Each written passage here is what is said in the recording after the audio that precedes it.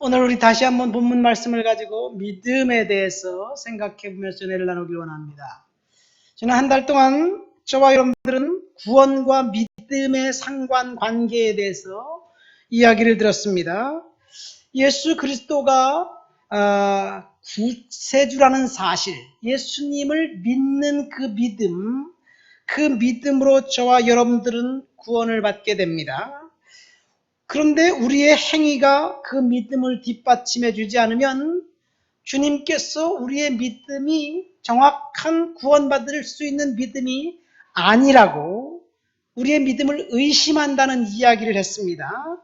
여러분, 우리가 믿는다고 하지만 사실 주님이 볼 때 네 믿음은 진짜가 아니야, 가짜야, 이렇게 판단하신다면 그것보다 슬픈 일이 어디 있을까요? 우리 지난주에 설교 말씀 들었던 것을 한번 생각해 봅시다. 구원받는다는 것은 예수님이 우리 속에 들어와 있을 때 구원받습니다. 성경적으로 볼 때 그래요. 영접하는 자, 곧 내 이름을 믿는 자들에게는 예수님을 영접해서 우리의 마음속에 모셔드리는 거예요. 볼지어다 내가 문 밖에서 두드리노니, 주님께서 두드리는 그 음성을 듣고 내 마음의 문을 열고, 그러면 주님께서 내 마음속에 들어오시는 거예요. 초청으로 주님을 마음속에 영접하면, 예수님이 우리의 마음속에 들어와 계시면 그것이 구원입니다. 그런데 제가 지난주에 그렇게 말씀드렸죠. 우리의 믿음은 거기서 끝나면 안 된다고 얘기했어요. 예수님이 우리 안에 계시지만 동시에 우리가 예수님 안으로 들어가야 된다고 이야기했습니다. 그래서 예수님께서 이렇게 말씀하셨어요. 너희가 내 안에 거하고 내 말이 너희 안에 거하면 무엇이든지 원하는 대로 구하라, 그리하면 이루리라. 여러분, 우리가 하나님, 예수님 우리 안에 있고 우리가 예수님 안에 들어갔을 때 우리가 하나님 앞에 기도하면 그 기도를 들어주신다는 거예요. 축복된 인생은 우리가 예수님 안에 들어갔을 때입니다. 그리스도께서 우리 안에 계신 것이 구원이에요. 그래서 나의 운명이 바뀌는 겁니다. 어떤 운명이 바뀌느냐? 지옥 갈 수밖에 없는 운명이 천국으로 백의 백성으로 바꿔주는 거예요. 그런데 바꿔서 우리가 그리스도 안에 들어간다면 그것이 나의 인생의 목적지를 바꿔주는 겁니다. 이걸 다른 말로 하면 성화라고 합니다. 우리가 주님 앞에서 인격이 변화되는 것이 예수님 안에 우리가 들어갔을 때입니다. 내가 그리스도 안에 있다면 저와 여러분들은 이 세상을 하나님의 작업장으로 만들어서 주님이 원하는 하나님의 나라를 저와 여러분들을 통해서 이루어야 될 줄 믿습니다. 한번 가만히 생각해 보세요. 내가 예수님 안에 있다면 내 인격이 바뀝니까? 내 마음대로, 내가 원하는 대로, 내가 하고 싶은 대로 할 수가 없습니다. 왜요? 나의 주인은 예수님이기 때문에 그렇습니다. 그런데 내가 예수님을 믿는다고 하면서 내 마음대로, 내가 원하는 대로, 내 뜻대로 살아가기를 고집한다면 그것은 예수님 안에 우리가 들어있지 않는다는 증거이기도 합니다. 여러분, 우리가 예수님을 믿는다고 하면서 이 세상을 하나님이 원하는 작업장으로 만들지 않으면 그 믿음 자체를 예수님이 거짓이라고 판단하신다는 이야기예요. 그것이 한 3주 전에 들었나요? 마태복음 25장에 보면 마지막 심판대 앞에 심판주 되시는 주님이 민족과 열방을 양과 염소로 나누면서 오른쪽 양쪽에 있는 사람들에게 이렇게 말합니다. 너희를 위해서 예비된 나라에 들어가라. 그러면서 그들이 예비된 나라 천국에 들어갈 수밖에 없는 이유를 뭐라고 설명하냐면, 내가 줄일 때 너희가 먹을 것을 주었고, 목마를 때 마시게 하였고, 나그네 되었을 때 영접하였고, 헐벗었을 때 옷을 입혔고, 병들었을 때 돌아보았고, 옥에 갇혔을 때 나와서 보았느니라. 그런 행동을 했기 때문에 주님이 천국에 가게 된다는 얘기예요. 그리고 왼쪽 염소 쪽에 있는 사람들에게는 똑같은 말을 하면서 반대로 이야기합니다. 너희가 내가 줄일 때 먹을 것을 주지 않았다. 내가 목마를 때 마실 것도 주지 않았다. 내가 옷에 갇혔는데 나를 돌아보지도 않았다. 헐벗었는데 그 입을 것도 주지 않았다. 그렇게 이야기합니다. 그러면서 너희들은 영원한 불, 지옥에 들어가게 될 것이다. 이렇게 이야기합니다. 주님께서 하신 말씀이에요. 마지막 심판대 앞에서 주님께서 하신 말씀이에요. 중요한 것은 얼마나 하나님 앞에서 우리가 사람들을 섬겼느냐, 섬기지 않았느냐, 순종했느냐, 순종하지 않았느냐, 이 행위에 의해서 천국 가고 지옥 가는 판단 기준이 된다는 이야기예요. 주님은 한술 더 떠서 뭐라고 이야기했냐면요. 너희 의가 서기관과 바리새인보다 더 낫지 못하면 결코 천국에 들어가지 못할 것이다. 이렇게 말씀하셨어요. 그러니까 주님이 이야기하신 천국은 믿음의 행위에 의해서입니다. 그러니까 믿음의 행위가 뒷받침되지 않으면 그 믿음이 가짜라는 이야기예요. 그래서 우리의 믿음을 점검해 봐야 될 줄 믿습니다. 그런데 우리는 지금까지 오해하고 있어요. 뭘 오해하고 있느냐? 우리가 천국 가는 것은 오직 믿음뿐이다 라고 이야기합니다. 왜 오직 믿음으로 천국 가느냐? 사실 그 오직 믿음이라는 것은 사실은 행위가 뒷받침되어진 믿음이에요. 행위와 믿음의 별개로 떼어놓고는 믿음이 온전하지 않습니다. 사실은요. 오직 믿음을 강조하게 된 이유는 500년 전 종교개혁 시대로 올라갑니다. 왜 그러냐면요. 당시 교회가 믿음은 이야기하지 않고 이상한 이야기만 한 거예요. 그러니까 중요한 것은 믿음인데 이상한 행동을 통해서 구원받게 된다는 이야기를 하니까 사람들이 헷갈린 겁니다. 여러분, 왜 마틴 루터와 종교개혁자들이 오직 믿음으로만 그것을 강조했을까요?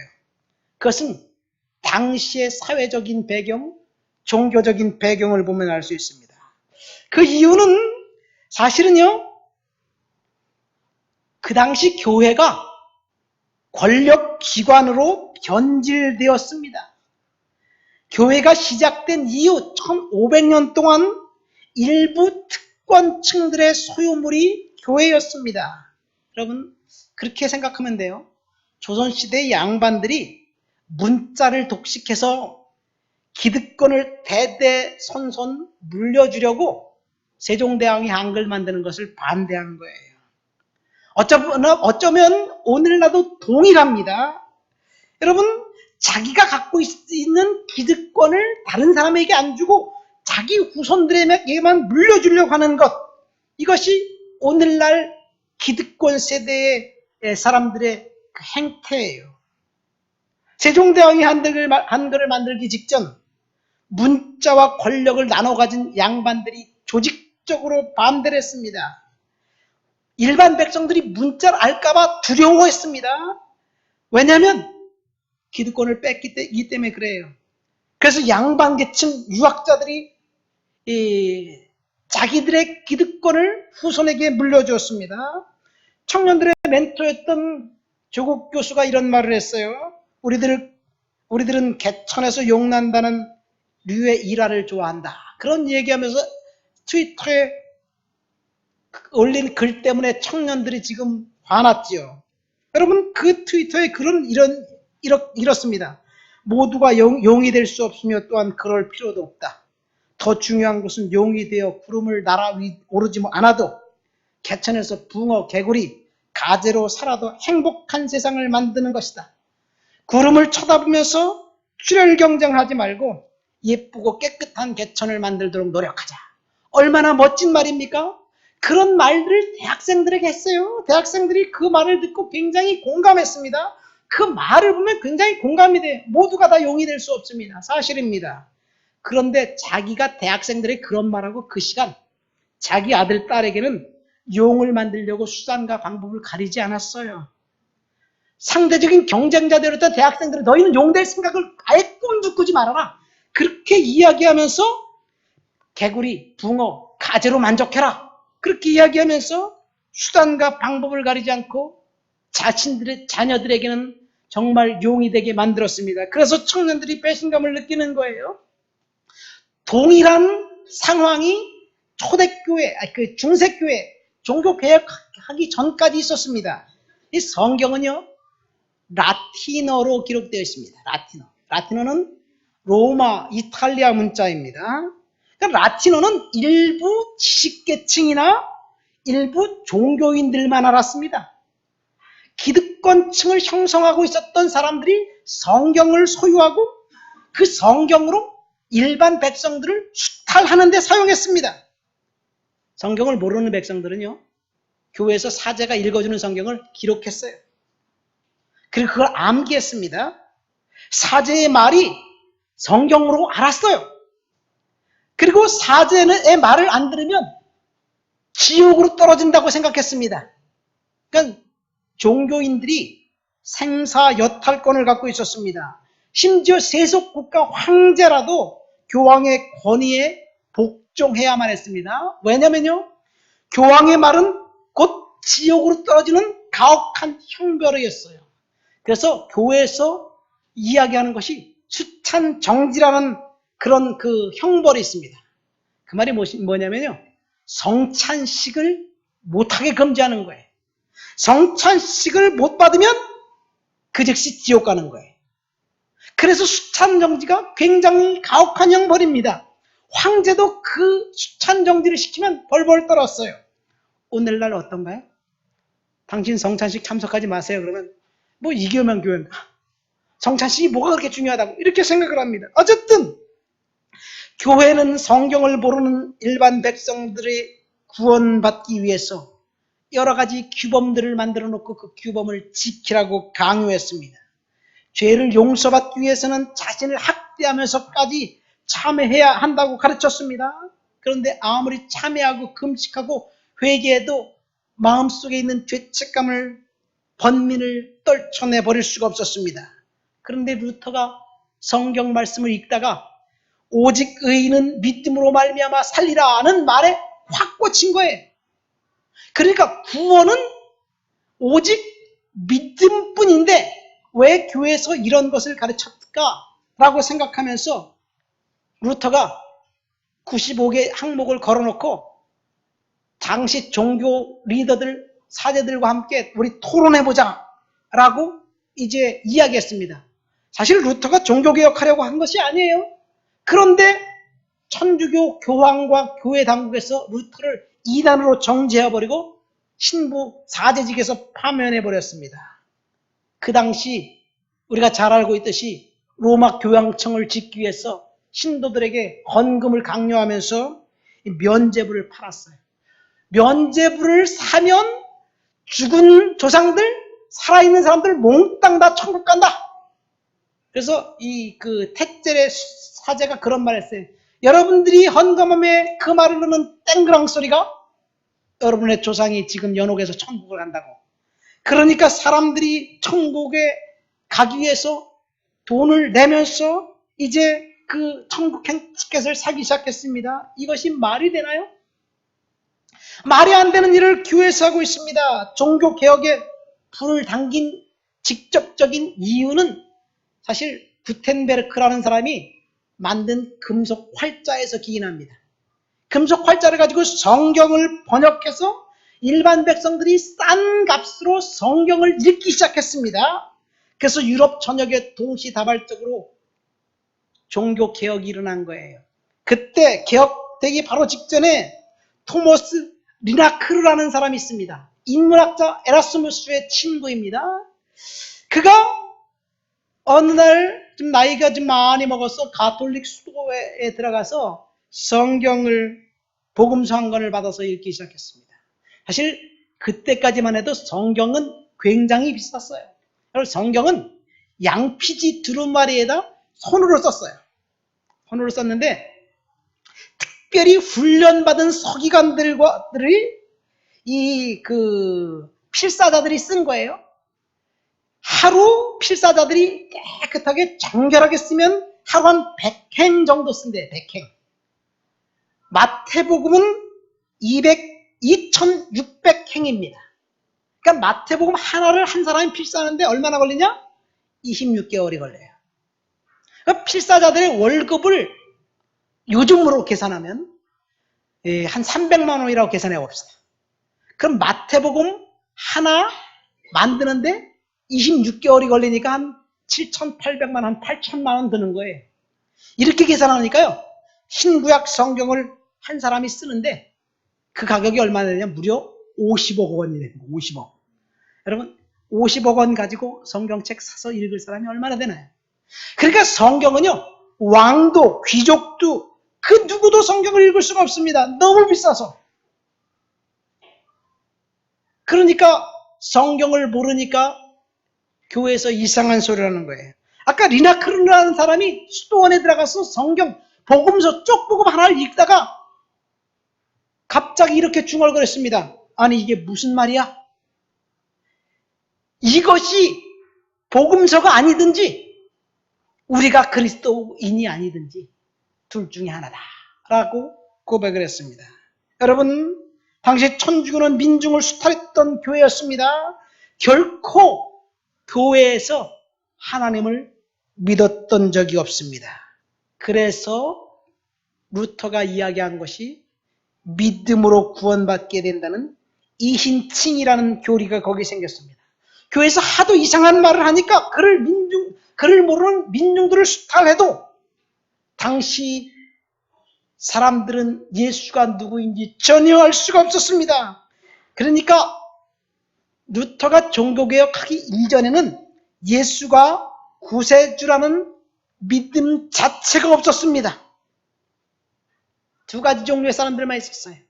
한 가지 종류의 사람들은 수도사들, 금욕과 자학과 자기 부정과 절제를 통해서 자기 힘으로 회개하고 천국에 가려고 노력하는 사람들. 또 한 부류의 사람들은 교권을 틀어쥐고 성서를 모르는 일반 백성들에게 돈으로 구원을 팔았습니다. 그랬기 때문에 루터가 이야기한 것은 믿음으로 온전히 구원받는다는 이야기입니다. 그런데 오늘날 500년이 지난 오늘날은 루터 시대와 정반대 상황입니다. 너무나 믿음과 축복을 강조한 나머지 신앙의 행위와 순종은 깡그리 무시된 채로 사람들이 예수만 믿으면 구원받는다고 그렇게 생각하고 있습니다. 심지어요, 구원파라는 이단까지 생겼습니다. 중요한 것은 영혼 구원 받는 것이다. 예수 믿고 영혼 구원 받는 것이다. 구원은 축복이다. 이들은 믿음의 행위를 무시합니다. 신앙에서, 믿음에서 행위가 빠지면 거기에는 기복주의만 남는 거예요. 기복주의 사상은 우리 민족 5,000년 역사의 우리 민족 대한민국 사람들의 문화와 사상과 뿌리에 해당합니다. 예를 들어서 기복주의라는 말은 이런 거예요. 제가 목사라고 하면요, 예수를 믿는 사람이든 믿지 않는 사람들이 목사님, 제가 요즘 힘들어요. 사업하기 힘든데 기도 좀 해주세요. 예수 안 믿는 사람도 저한테 목사에게 기도해달라 그래요. 그럼 제가 목사니까 그렇죠. 기도해드리죠. 기도 제목이 뭡니까? 그래서 제가 약속하고 안 지킬 것 같으니까 일로 오세요. 우리 한번 기도합시다. 그리고 그 즉시 기도해주고 나중에 생각나면 더 기도하고 그래요. 어쨌든 여러분, 목사가 기도하면 하나님이 그 기도에 책임지셔서 응답해 주실 것을 저는 믿어요. 그런데 예수 안 믿는 사람이 목사에게 기도해 주세요 부탁할 때 그 마음이 어떤 마음이기 때문에 그런가요? 며칠 전에 요 밑에 있는 식당 하는 그 부인 어떻게 하다가 목사님 기도 좀 해주세요. 문자가 카톡이 왔어요. 알았어요. 제가 기도해 드릴게요. 그리고 그 즉시 기도했어요. 여러분, 예수 안 믿는 사람이 목사에게 기도해 달라고 부탁한 이유는요, 사실은요, 목사가 기도하면 축복이 임할 거야. 그런 단순한 생각과 믿음 때문입니다. 요걸 조금 다른 말로 바꿔 말하면요, 일반인은 자기 자신보다 그래도 목사는 신에 좀 더 가까우니까 신에 더 가까운 사람이 기도하면 효과가 클걸, 그런 생각입니다. 막연한 기대입니다. 여러분, 이것은 뭐냐면요, 옛날에 무당을 불러서 푸닥거리 하는 거나 목사에게 기도를 부탁하는 거나 동일하게 생각하는 것입니다. 이것은 신의 매개자인 무당이나 목사나 동일하다고 생각하는 거예요. 이것이 기복주의입니다. 이것이 우리 민족 사상의 저변에 깔려있는 우리의 문화입니다. 저는 목사가 기도하면 하나님이 책임져주신다는 것을 믿어요. 이것이 성경의 약속이에요. 아브라함에게 준 축복이 바로 그것입니다. 그러나 이 기복사상, 기복사상이 종교의 탈을 쓰고 인간을 축복하는 도구가 되어버렸습니다. 근데 기복주의 사상은 우리 민족뿐만 아니라 모든 인간에게 동일한 욕구입니다. 축복을 싫어하는 사람이 아무도 없기 때문에 그렇습니다. 그래서 종교가 생겼습니다. 믿음의 행위가 빠지면, 믿음의 순종이 빠지면 그 종교에서 신은 사람들을 축복해 주시는 존재로 전락하고 맙니다. 그러니까 신은 인간의 하수인이에요. 신은 인간을 축복하는 도구일 뿐입니다. 이것이 기복주의입니다. 여러분, 한 가지 질문합니다. 바로 이것, 복받기 위해서 여러분들이 지금 이 자리에 나왔습니까? 우리가 하나님을 믿는 이유가, 교회 다니는 이유가 축복을 소유하기 위해서, 병 낫고 성공하고 돈 많이 벌고 출세하고 지배계층이 되기 위해서 교회에 나왔는지 우리는 지금 이 말씀을 드리면서 점검해 봐야 됩니다. 오늘날 종교개혁이 일어난다면 거룩한 행위가 빠진 사변적인 믿음의 문제를 개혁해야 될 줄을 믿습니다. 교인들을 향해서 세상 사람들이 비판하는 것이 무엇입니까? 교회가 세상과 똑같아. 아니, 교회가 더해. 이렇게 사람들이 질타합니다. 그 이유는 섬김과 희생이 빠졌기 때문에 그래요. 행위가 빠진 믿음, 자신만 생각하는 외골수 믿음 때문입니다. 아까 제가 구원파 얘기를 했죠. 구원파 사람들을 만나면요, 대체적으로 구원에 대해서 점검해보니 아주 명확하고 확실해요. 이 성경 말씀으로 이렇게 구원에 대해서 흠잡을 데가 없는 것 같아요. 그러나 그들은 분명히 이단입니다. 어떻게 보면 성경에 정통한 신앙 같지만 그들이 구원받은 사람이 가져야 할 사회적인 책임을 도외시하기 때문에 그렇습니다. 믿음이란 이름으로, 신앙이라는 이유로 사회에 지탄받는 일을 서슴지 않고 합니다. 여러분, 양심의 가책이 전혀 없습니다. 구원파에서 옛날에 있었던 일이 뭔지 아세요? 오대양 사건이에요. 오대양 사건. 무슨 말이냐면요, 집단 자살로 위장한 그 살해 사건이었어요. 근데 그것이 아직까지 밝혀지지 않았습니다. 최근에 세월호 사건, 파렴치한 종교인이 정치 권력과 결탁해서 경제적인 이득을 취하기 위해서 벌인 일입니다. 그것이 종교란 이름으로 이루어진 거예요. 근데 이상하게 그것이 대통령 탄핵하는 도구로 되었습니다. 어쨌든 믿음으로 구원받았다고 주장하는 사람들의 행태입니다. 그런데 그렇다면 정통 기독교인이라고 건전하고 거룩한 종교를 믿는다고 생각하는 사람들은 어떤가요? 오늘날 교회는 어떤가? 제가 볼 때 거기서 거기입니다. 이미 교회는 사회 정화 기능을 상실했습니다. 세상 사람들이 지탄해도 할 말이 없습니다. 그 이유는 딱 한 가지입니다. 믿음이 다르기 때문에 그래요. 예수님께서 말씀하신 믿음이 아니라 구원받은 믿음, 그것을 너무나 강조한 나머지 축복에 올인하고 세상 사람들을 돌아보는 것을 도외시하기 때문에 결국 교회가 세속 기득권과 결탁해서 축복의 도구가 되어버렸기 때문에 그렇습니다. 오늘 고린도 교회 성도들을 통해서 저와 여러분들에게 믿음과 행동의 상관관계 두 가지를 이야기해주고 있습니다. 교회가 세상 사람들에게 영향력을 끼치는 그런 믿음은 도대체 무엇이 되어야 될까? 두 가지를 이야기하고 있습니다. 여러분, 세상 사람들에게 영향력을 끼치는 믿음, 그 믿음이 무엇일까? 우리 본문 4장 16절부터 18절까지 우리 먼저 한번 읽어보겠습니다. 다 같이 읽습니다. 그러므로 우리가 낙심하지 아니하노니 우리의 겉사람은 낡아지나 속사람은 날로 새로워지도다. 우리가 잠시 받는 환난에 경한 것이 지극히 크고 영원한 영광에 중한 것을 우리에게 이루게 함이니 우리가 주목하는 것은 보이는 것이 아니요 보이지 않는 것이니 보이는 것은 잠깐이요 보이지 않는 것은 영원함이라. 아멘.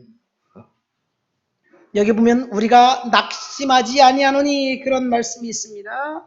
우리의 속사람은 날마다 새로워지고 겉사람은 비록 낡아지지만 속사람은 새로워진다. 그래서 낙심하지 않는다.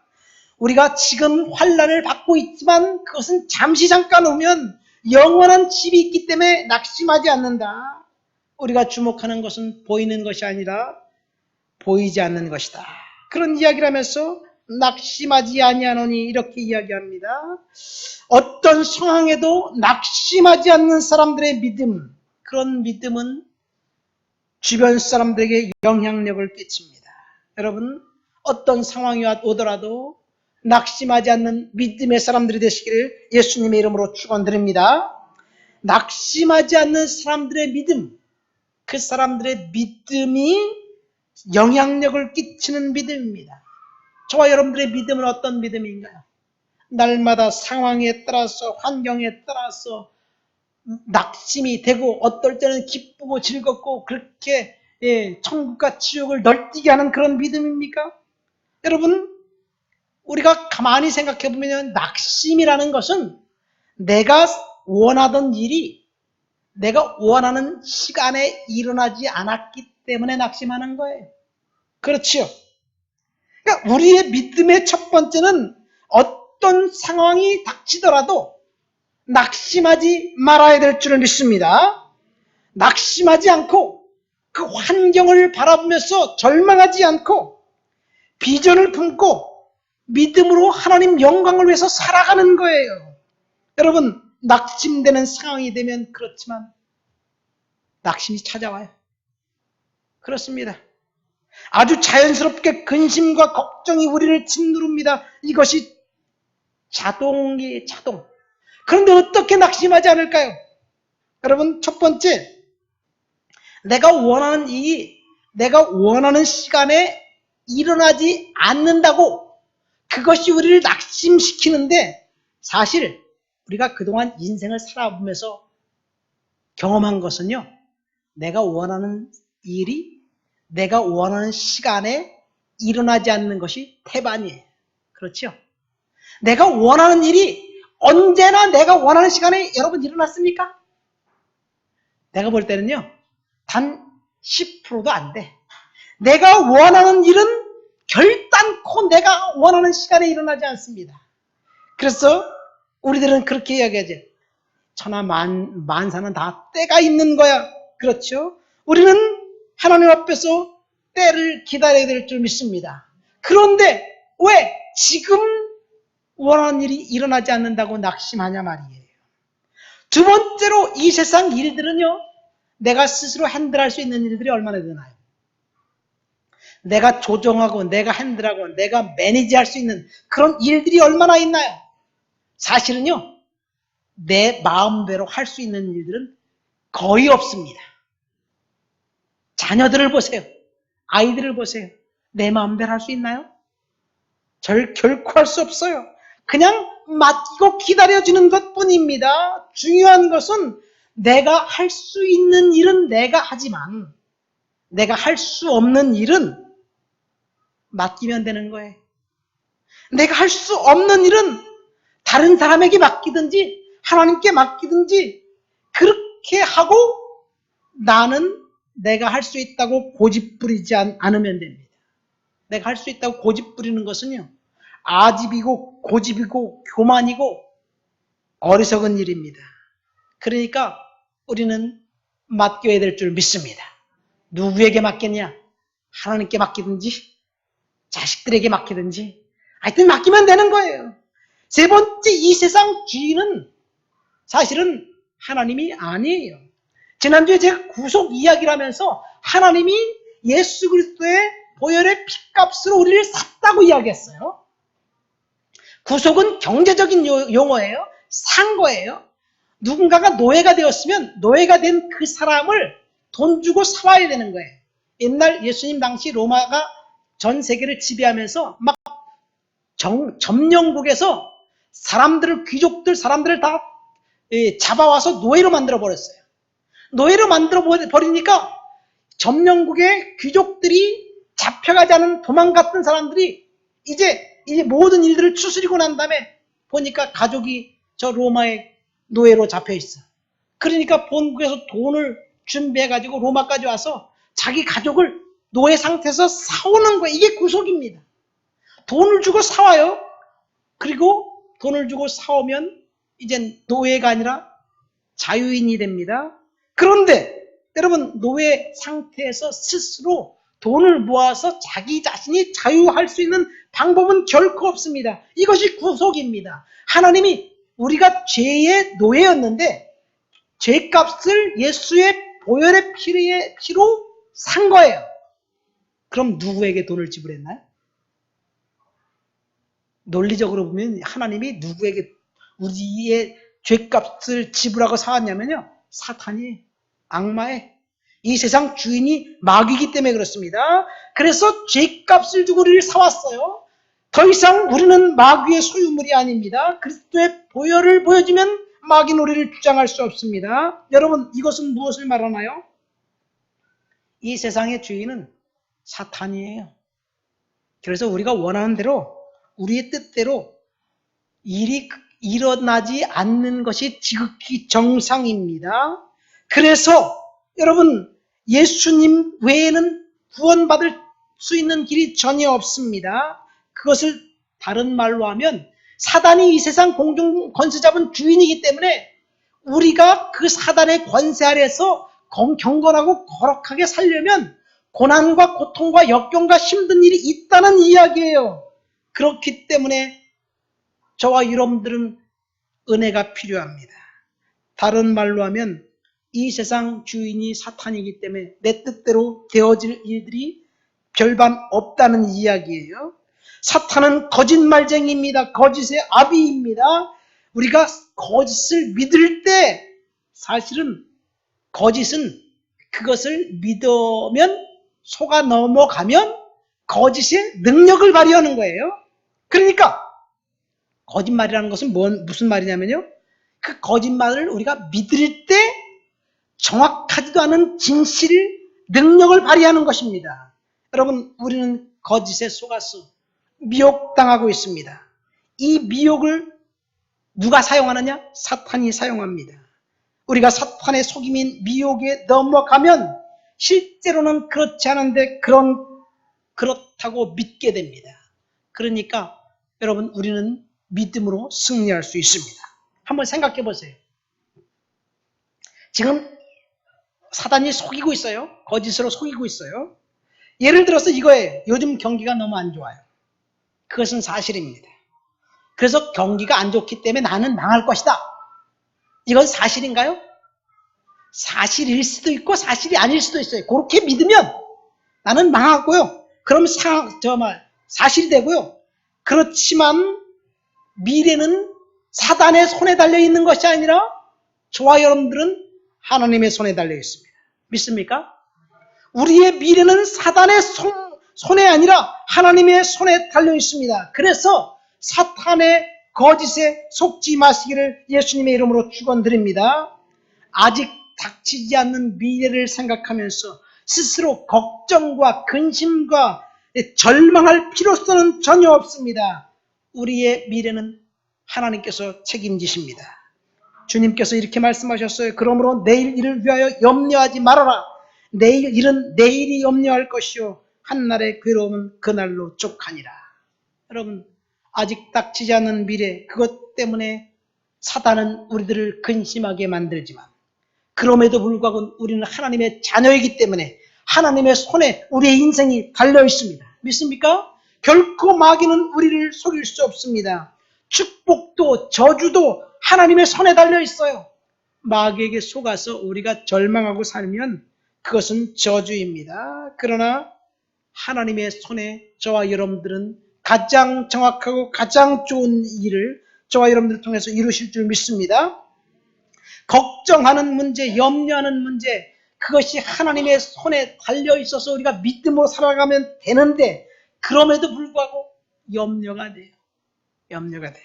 여러분, 비참한 현실, 그래서 염려가 된다 할지라도 우리는 가만히 다시 한번 생각합시다. 지금 내가 수중에 돈이 없어. 그런데 내가 해결할 수 있는 능력도 없어. 그래서 비참해. 이것이 현실입니다. 그럴 때 사람들의 반응은 두 가지. 첫 번째 반응은 자포자기하는 거예요. 왜? 없기 때문에 포기하는 거예요. 그러면 자포자기하는 사람은 극단적인 선택을 합니다.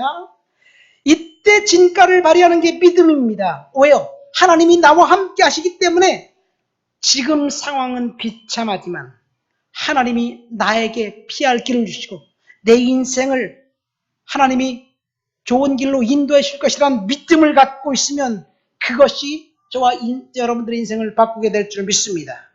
그래서 오늘 본문에 보면요, 환난은 잠시 받는 환난에 경한 것이라고 이야기합니다. 여러분, 낙심되는 상황은 잠시 후면 주님께서 저와 여러분들을 낙심되는 상황 가운데서 해방시켜 줄 줄 믿습니다. 그래서 낙심되는 상황 가운데 우리가 할 것은 딱 한 가지밖에 없어요. 그냥 견디는 거예요. 인내. 미래가 비참한 것 같아도 인내하는 거예요. 그 앞날은 하나님의 손에 달려있기 때문에 하나님께 맡기는 거예요. 내가 겪고 있는 어려운 상황을 하나님께 맡기고 인내하고 절제하는 시간을 갖고 있으면 됩니다. 그러면 주님께서 해결해 주십니다. 우리 따라합시다. 나는 낙심하지 않겠다. 하나님은 지금 나와 함께 하신다. 그래서 나는 꿈이 있고 비전이 있고 소망이 있다. 믿습니까? 이것이 우리의 믿음이에요. 이렇게 다짐하고 고백해도 사실은 힘들 수도 있어요. 그렇지만 그 힘든 상황은 인내로 우리가 겪어야 됩니다. 이것이 본문을 통해서 우리가 가져야 할 첫 번째 믿음입니다. 이 믿음의 고백을 우리는 날마다 고백하며 살아가면 우리의 미래는 하나님께서 책임져 주실 줄 믿습니다. 과거를 생각해 보세요. 어제 우리 고향에 가서 그 식구들을 만나서 다 얘기했는데 우리 숙모들, 여자들이 공통적으로 하는 말, 이 집안 남자들은 너무 성미가 급해. 왜 이렇게 밥을 빨리 먹지? 우리 셋째 삼촌은요, 5분 만에 밥을 먹고 자기가 혼자 가서 웩웩 끓이면서 혼자 가서 썰질을 한대요. 그걸 듣는 숙모는 어떨까요? 아니, 세상에 같이 밥 먹고 같이 화장실 가서 칫솔질하면 얼마나 좋겠어요. 아무리 말해도 번번이 5분 만에 다 먹어버리고 화장실 간대. 그래서 제가 그렇게 얘기했어요. 우리가 너무 어려서 내가 먹지 않으면 다 뺏기기 때문에 빨리 먹은 거야. 여러분, 과거엔 그렇게 힘들었는데요. 지금 우리의 인생은 정말 축복받았어요. 그렇죠? 지금 힘들었는데 우리의 미래의 인생은 하나님께서 축복해 주셔서 책임져 주실 줄을 믿습니다. 이것이 우리의 믿음이 되어야 될 줄 믿습니다. 두 번째, 우리가 어떤 믿음을 가져야 되느냐? 5장 2절부터 4절까지 우리 한번 읽어보시겠습니다. 본문 5장 2절부터 4절까지 다 같이 읽습니다. 참으로 우리가 여기 있어 탄식하며 하늘로부터 오는 우리 처소를 덧입기를 간절히 사모하노라. 이렇게 입으면 우리가 벗은 자들로 발견되지 않으려 함이라. 참으로 이 장막에 있는 우리가 짐진 것 같이 탄식하는 것은 벗고자 함이 아니요 오히려 덧입고자 함이니 죽은 것을 생명에 삼킨 바 되어 하려 함이라. 아멘. 이 세 구절에 나와 있는 공통적인 단어는 탄식한다는 단어입니다. 바로 앞에 우리 고린도 후서 4장 16절에 우리가 낙심하지 아니하느냐라는 고백이 무색합니다. 여기서 탄식한다는 말은 무엇인가요? 덧입기를 간절히 사모하는데 무엇인가 덧입고 싶은데 그것이 잘 안 되기 때문에 탄식한다는 얘기예요. 덧입다는 말은 하늘 초소에 들어갈 옷을 입기를 간절히 바라고 기대하지만 잘 안 되기 때문에 탄식한다는 이야기입니다. 이 말씀은 1절에서 기인합니다. 만일 땅에 있는 우리의 장막집이 무너지면 하늘에 하나님께서 지으신 집 곧 손으로 지은 것이 아니요 하늘에 있는 영원한 집이 우리에게 있는 줄 아느니라. 여러분, 우리의 장막집이 무너지면 개인적인 종말 죽음을 이야기합니다. 죽고 나면 우리가 개인적인 종말이 오면 우리는 모두 다 하늘의 영원한 집, 천국에 우리가 손으로 지은 집이 아닌 그곳에 가게 될 줄을 믿습니다. 그렇기 때문에 이 세상에서 천국 가기 위해서, 영원한 집에 들어가기 위해서, 무엇인가 덧입기 위해서 탄식한다는 이야기입니다. 여기 이 무엇인가 덧입고자 함이라는 말은 이 덧입고다, 뭔가 다시 위에서 다시 입는다는 이야기예요. 영어 성경에 보면 이렇게 돼 있어요. To be clothed with our heavenly dwelling 그렇게 돼 있습니다. To be clothed. 여기 보면 두 가지를 이야기합니다. 하늘에 신령한 옷을 입는데 우리가 입을 옷은 첫 번째 하늘에 신령한 옷이에요. 두 번째는 내가 스스로 옷을 벗었다 입는 게 아니라 누군가가 입혀주는 옷이에요. 그래서 이 문장에 보면 수동태입니다. 누군가가 입혀주나요? 5절에 보면 성령께서 보증으로 우리에게 입혀준다는 이야기예요. 지금 성도들이, 고린도 교회 성도들이 하늘에 신령한 옷을 입으려고 탄식하고 뭔가 시도하고 있는데 스스로 안 됩니다. 그래서 5절에 바울은 성령께서, 보증으로 성령께서 너희들에게 옷을 입혀준다 이야기합니다. 그러니까 구원은 내가 스스로 뭔가 하는 일이 아니라 성령께서 하시는 일이에요. 믿습니까? 이것이 7절에 가서 우리의 믿음이다 라고 고백합니다. 이것은 무엇을 이야기합니까? 우리가 너무 이 땅에 속한 욕망과 욕심 때문에 비참하게 인생을 허비하지 말라는 이야기입니다. 하나님을 바라보면서 비전을 품고 믿음으로 살아가라는 이야기예요. 여러분, 우리의 관심은 이 세상이 아니라 하나님 보좌 천국을 소망하면서 살아가야 된다는 이야기예요. 어느 날 때가 되면 우리가 모든 것을 다 내려놓고 하나님 앞에 아무것도 가져가지 못하고 오직 믿음만 갖고 가야 될 줄을 믿습니다. 그런데 사람들은 이 세상이 전부인 것처럼 너무나도 악이 다툼하며 사는 거예요. 여러분, 천국을 소망하는 사람들은요, 이 땅에서 그렇게 욕심을 부릴 필요성이 전혀 없어요. 왜냐? 다 내려놓고 가기 때문에 그렇습니다. 빈몸으로 왔다가 빈몸으로 돌아갑니다. 그런데 너무 욕심이 많아요. 너무나 가지려고 하는 것이 많아요. 우리 교인 성도들이 그렇다는 이야기. 그래서 주님은 지금 저와 여러분들에게 천국을 바라보면서 소망으로 살라는 이야기예요. 너무 욕심 부리지 말라는 이야기예요. 제가 지금 살고 있는 집이 강서구 마곡동에 마곡지구라고, 근데 거기에 하나님이 저에게 좋은 집을 주셨어요. 영구임대 아파트. 59평방미터인데 전세가 1억 2,500이야. 굉장히 싸잖아요. 근데 내 집이 아니에요. 작은 집이지만 내가 천국 갈 때까지 편하게 살면 됩니다. 편하게 살 수 있어요. 아이들이 다 커가지고 아이들이 셋이 있을 때는 좀 집이 좁아 보였는데 아이들이 둘이 나가고 나니까요. 우리 집사람 큰 방 안방에 자고 나는 우리 큰딸 방에 거기 자고 얼마나 편한지 몰라요. 여러분, 이 동네가 개발되기 전에 10몇 년 전에요. 우리 교회가, 아버지 교회가 그곳에 있었어요. 동네가 개발된다는 소식이 들리니까 거기에 투입꾼들만 들어왔어요. 그리고 이 동네가 이상해졌습니다. 그리고 사람들을 이간시키는 거예요. 개발된다니까 정말 골치 아픈 일들이 많아요. 딱 한 가지만 얘기하면요. 그때 그 동네에 살고 있는 70살 된 80살 된 할머니 할아버지 노인들이요. 돈을 더 많이 받겠다고 강서구청 가서 날려고 시위하는데 정말 저는 제 생리에 안 맞더라고요. 그때 제가 그런 생각을 했어요. 저 노인네들이 80이 되고 70이 넘어서 이제 인생을 아름답게 정리해야 될 텐데 왜 돈을 한 푼 더 받겠다고 저렇게 난리지? 이건 아니다. 이런 생각이 들더라고요. 물론 돈을 더 많이 받으면 뭐 자식들에게 좋겠죠.